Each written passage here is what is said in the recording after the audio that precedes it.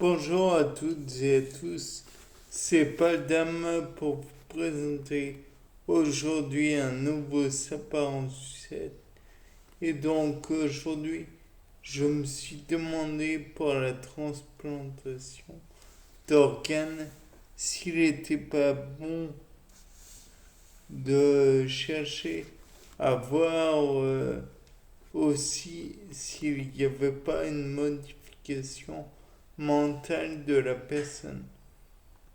Car comme vous le savez, le microbiote, par exemple intestinal, agit directement sur le système nerveux central. En fait, je vous rappelle qu'on appelle le système nerveux central le système nerveux entérique, le troisième cerveau, ou deuxième cerveau, enfin bref, toujours est-il qu'on considère qu'il y a le système nerveux central, périphérique et entérique. D'où le fait que c'est le troisième système nerveux. Donc là, je me suis dit, donc on fait comment dire, des transplantations d'organes. Peut-être que on transplante en même temps une partie comment dire, des bactéries, et donc ça pourrait peut-être modifier le comportement de la personne, puisque quand on modifie l'intérieur de la personne, cette personne doit prendre en même temps des immunosuppresseurs pour éviter le rejet de la greffe.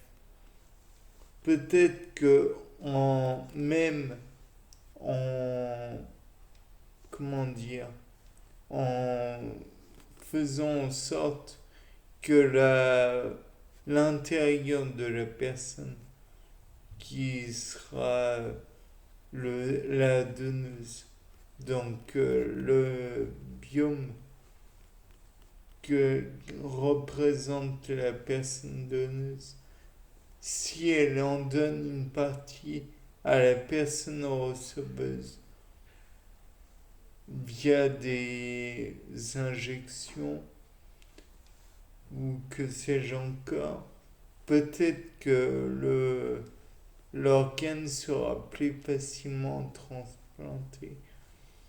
Peut-être que il y aura moins de rejets et donc plus facilement d'accord du corps receveur.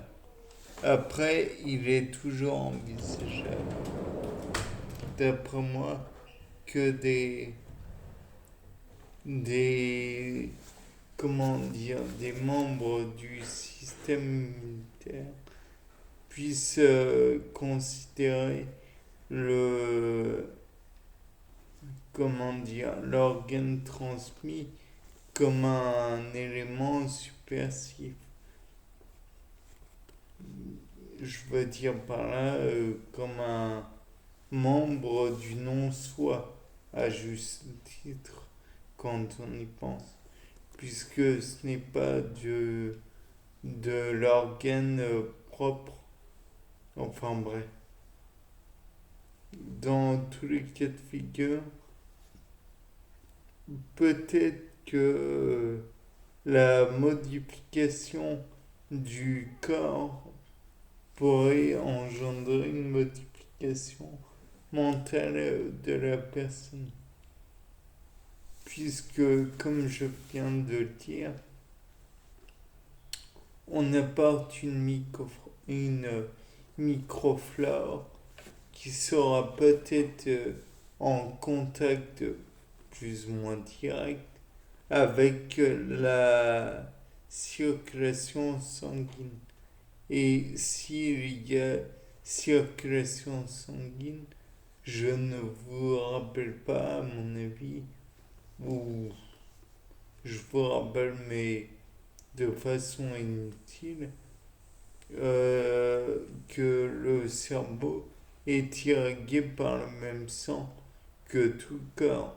Donc, si les vaisseaux sanguins irriguent un organe autre que celui qu'on a à la base, alors il est possible aussi que l'on change la on y apporte une flore différente.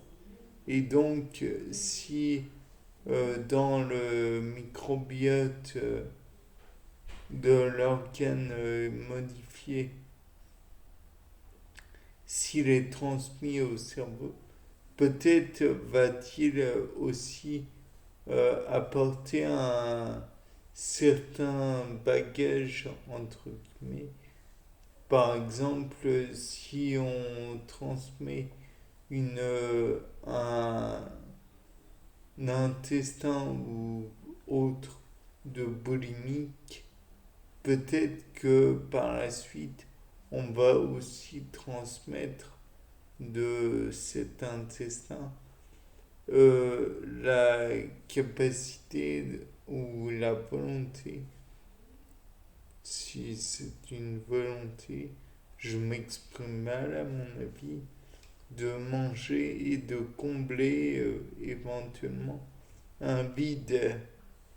Et donc on aura transmis en même temps que l'intestin du boulimique, si tant est que ça puisse être transmis à une personne qui ne l'est pas forcément.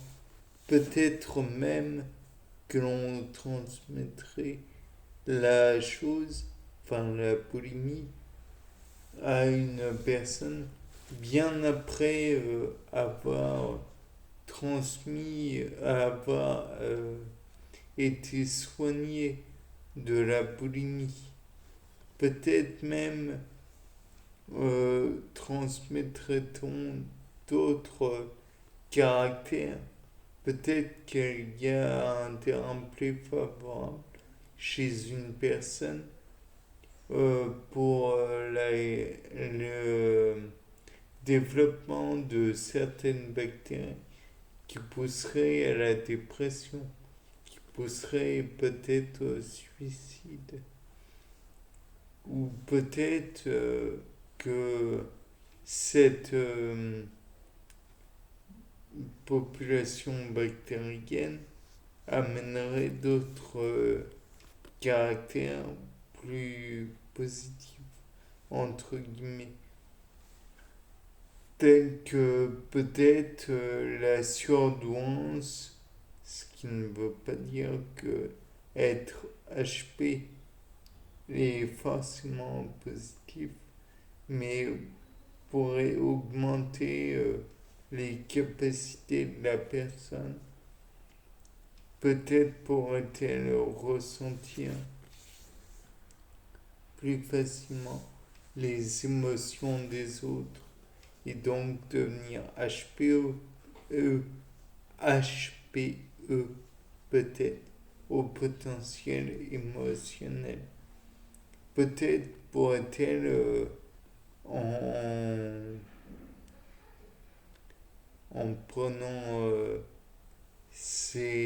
comment dire, en ayant une transplantation d'organes musculaires ou autre en fait, peut-être pourrait-elle aussi développer certains caractères. Par exemple, une personne haltérophile qui donnerait des muscles à une autre personne pourrait peut-être engendrer le désir chez la personne de devenir plus musclé ou au contraire pourrait développer un dégoût en la matière. Ou alors peut-être que chez cette personne va-t-il y avoir un désir de plus marqué de rencontrer des personnes musclées. Attirance donc sexuelle. Bien, c'était Paul Dame pour un nouveau sapin en sucette. Au revoir.